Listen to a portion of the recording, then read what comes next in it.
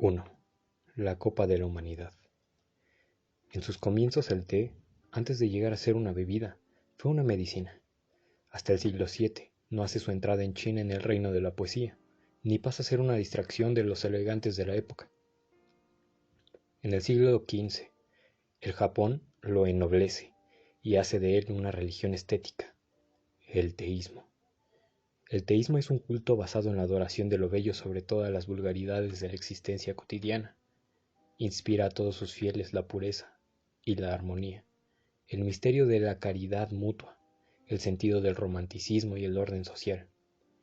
Es esencialmente el culto de lo imperfecto, puesto que significa un esfuerzo para realizar lo posible en esa cosa imposible, a la que llamamos vida. La filosofía del té no es una sencilla estética en la ordinaria acepción del vocablo, porque nos ayuda a experimentar conjuntamente con la ética y con la religión nuestro concepto integral de hombre y de naturaleza. Es una higiene, puesto que obliga a la limpieza. Es una economía, puesto que demuestra que el bienestar se da más en la sencillez que en la complejidad y el despilfarro. Es una geometría moral, puesto que define el sentido de nuestra proporción en relación con el universo. Representa, por último, el verdadero espíritu democrático del Extremo Oriente, en cuanto convierte a todos sus adeptos en aristócratas del gusto. El hecho de que Japón se haya encontrado durante tanto tiempo aislado del resto del mundo ha contribuido poderosamente a desarrollar la afición a la vida interior y a propagar el teísmo. Nuestras casas y nuestras costumbres, nuestra manera de vestirnos y nuestra cocina, nuestra porcelana, nuestra loza, nuestra pintura, hasta nuestra literatura.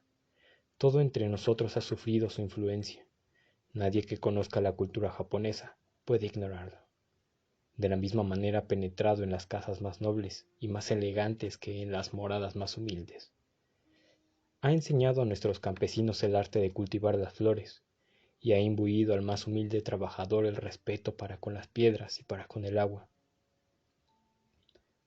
En nuestro lenguaje usual se dice corrientemente al hablar de un hombre insensible ante los episodios tragicómicos del drama individual que carece de té, y se celebra por el contrario al esteta gozador que, indiferente a la tragedia mundana, se abandona sin reglas con toda libertad a la corriente de sus emociones, diciendo que él tiene mucho té.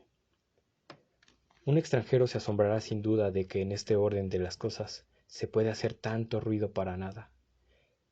¿Qué tempestad en una taza de té?, dirá.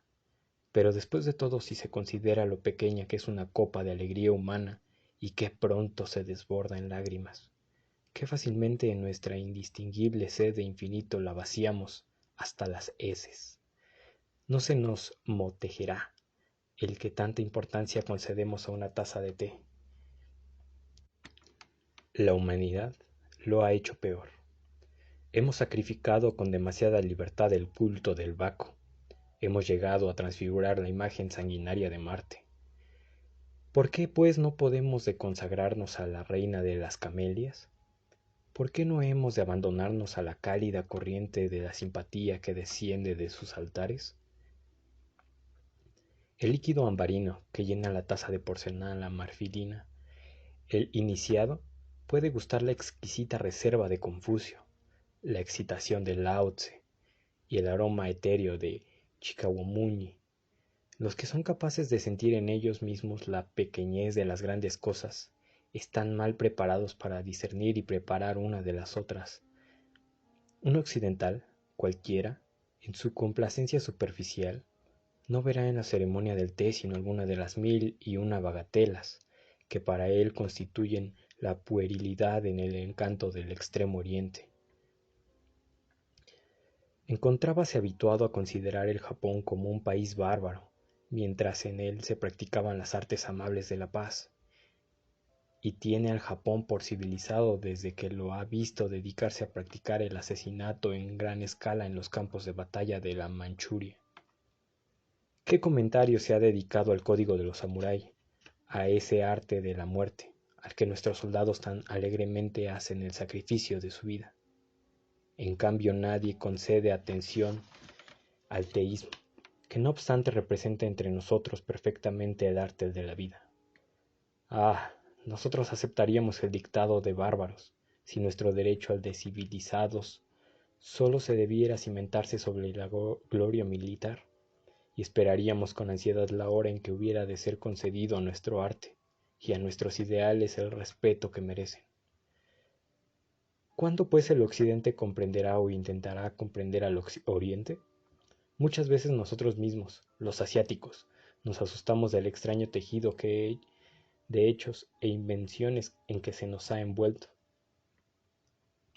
Unos nos representan viviendo del perfume de los lotos, y hacen de ello tema y motivo de sonrisas o de censuras. Entre nosotros, dicen, no hay más que fanatismo impotente o sensualidad abyecta.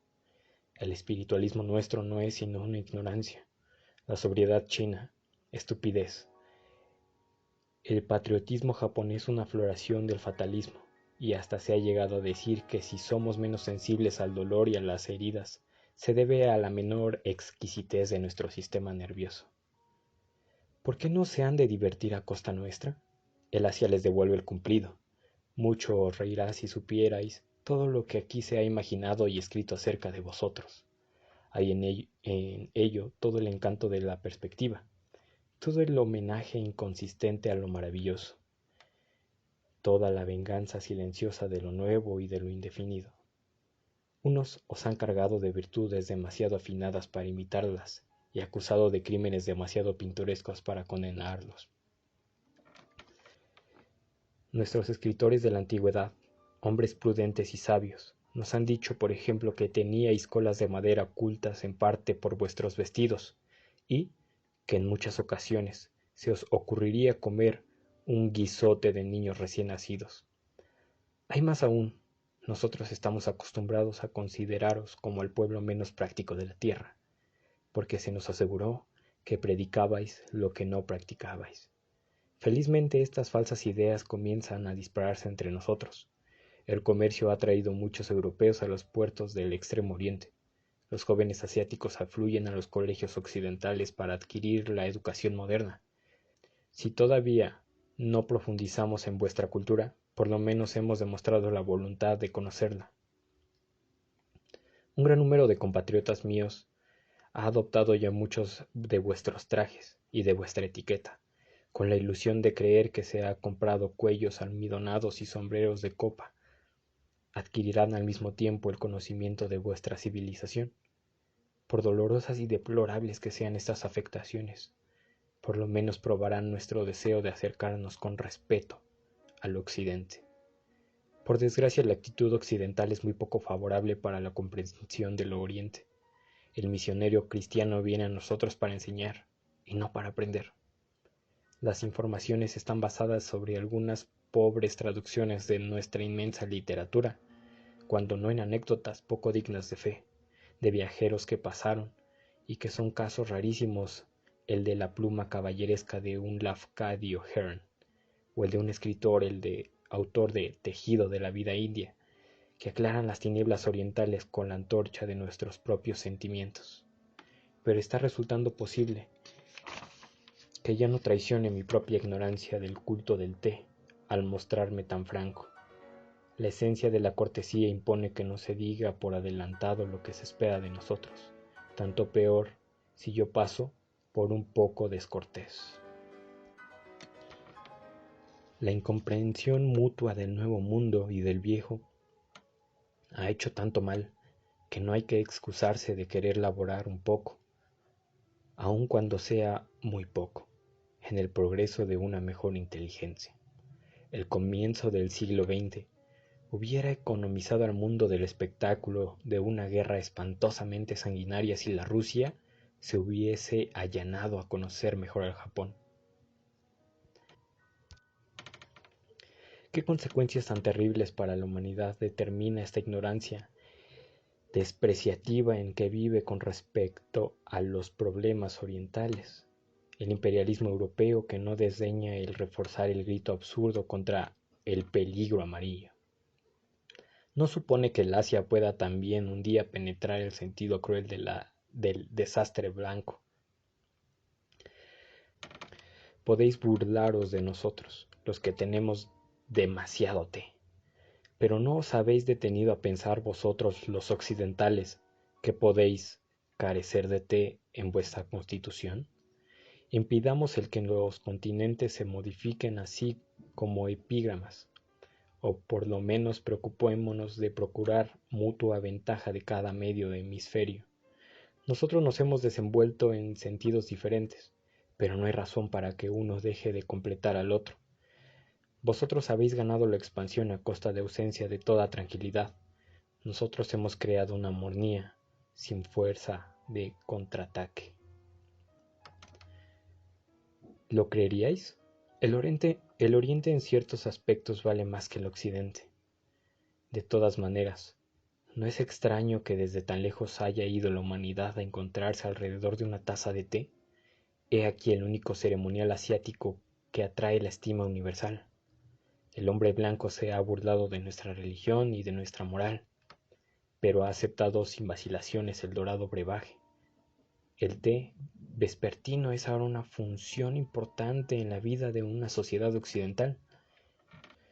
En el ruido delicado de los platillos y las tazas, en el lindo murmullo de la hospitalidad femenina, en el catecismo universalmente admitido de la ceremonia y el azúcar, tenemos otras tantas pruebas de que la religión del té está ahora por encima de toda controversia. La resignación filosófica del invitado al destino que espera bajo la forma de conocimiento, con frecuencia dudoso, proclama bien alto que, allí al menos, el espíritu del Oriente reina sin oposición.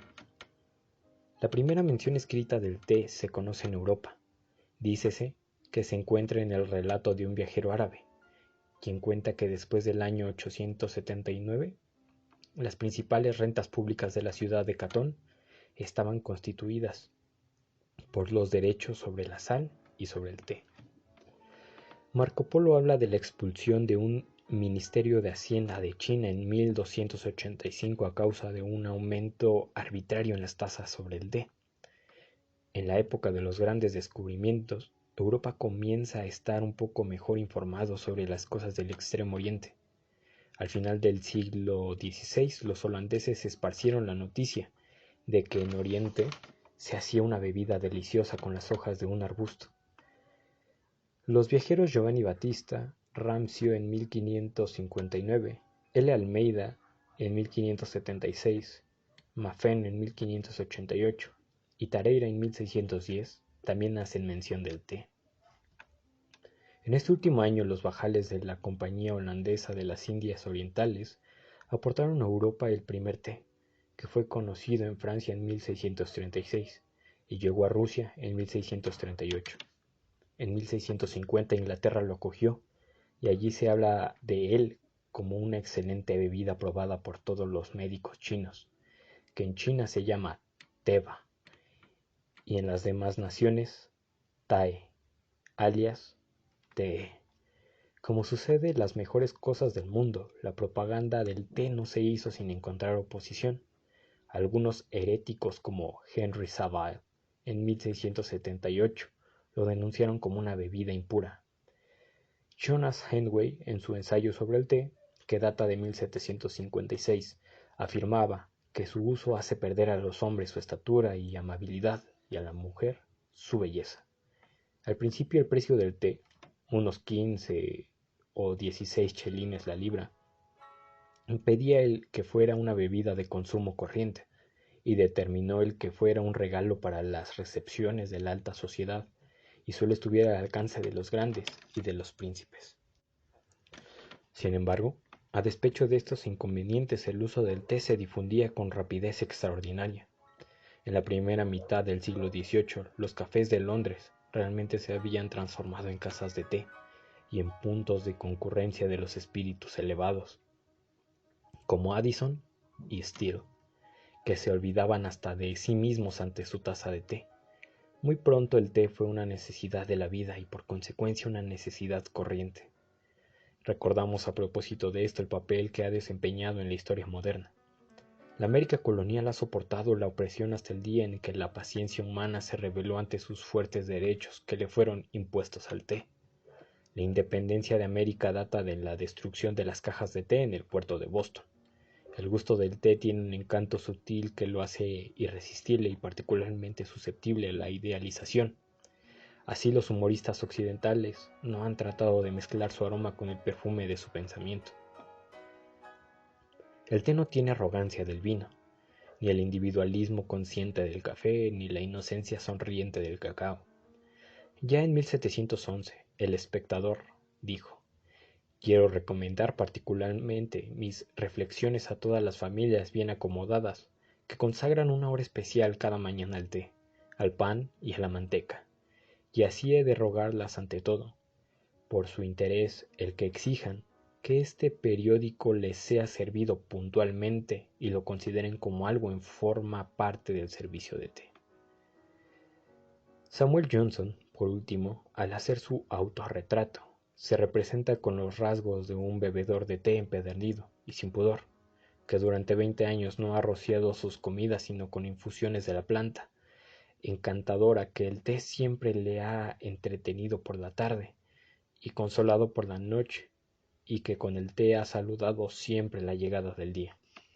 Carlos Lamb, adepto declarado del té, da la verdadera definición del teísmo al escribir que el placer más grande que se conocía era el de hacer una buena acción ocultamente, y que apenas le descubriera el azar, porque el teísmo es el arte de ocultar la belleza que se es capaz de descubrir y de sugerir aquella que no nos atrevemos a revelar. Este es el noble secreto de sonreírse a sí mismo, tranquilamente, pero por completo, y este es también el humor, la sonrisa de la filosofía. Todos los humoristas verdaderamente originales pueden ser considerados como filósofos del té. Thackeray, por ejemplo, y Mason Shakespeare, los poetas de la decadencia. ¿Cuándo no ha estado el mundo en decadencia? Con sus protestas contra el materialismo. También en cierto modo hay un abierto camino al teísmo, y podrá muy bien suceder que a nuestra facultad de contemplar lo imperfecto se deba que el Oriente y el Occidente puedan encontrarse en una especie de consolación mutua. Los taoístas cuentan que en el gran comienzo del no comienzo, espíritu y materia sostuvieron un combate mortal, y al fin el emperador amarillo, el sol del cielo, triunfó sobre Shen-Yung, el demonio de las tinieblas y el de la tierra. El titán en su agonía golpeó con su cabeza la bóveda solar y logró que saltara en pedazos el templo del jade azul. Las estrellas perdieron sus nidos, la luna erró sin rumbo entre los abismos desiertos de la noche. Desesperado, el emperador amarillo buscó por todas partes a alguien que pudiese reparar los cielos, y no buscó en vano, pues del mar oriental surgió una reina, la divina Niuka, con una corona de cuernos y una cola de dragón resplandeciente en su armadura de fuego, que fundió los 5 colores del arco iris en su caldera mágica y reconstruyó el cielo chino. Pero también se dice que Niuka se olvidó de tapar 2 agujerillos en el firmamento. Y así comienza el dualismo del amor. 2 almas que ruedan a través del espacio y no reposarán hasta que hayan de juntarse para completar el universo. Cada una a su vez debe reconstruir su cielo de esperanza y de paz. El cielo de la humanidad moderna se rompió en la lucha cíclope entre la riqueza y el poder. El mundo marcha a tropezones entre las tinieblas del egoísmo y de la vulgaridad. En él se compra la ciencia con malvada conciencia y se practica el cariño por amor a la utilidad. El Oriente y el Occidente, como 2 dragones que se bambolean entre el oleaje de un mar en fermentación, luchan en vano para reconquistar la piedra preciosa de la vida. Tenemos necesidad de una Niuka para reparar el gran desastre. Esperemos al gran Avatar. Mientras llega, gustemos de una taza de té. La luz de la tarde dora las cañas. Las fuentes gorgojean deliciosamente y el suspiro de los pinos resuenan bajo nuestra mar.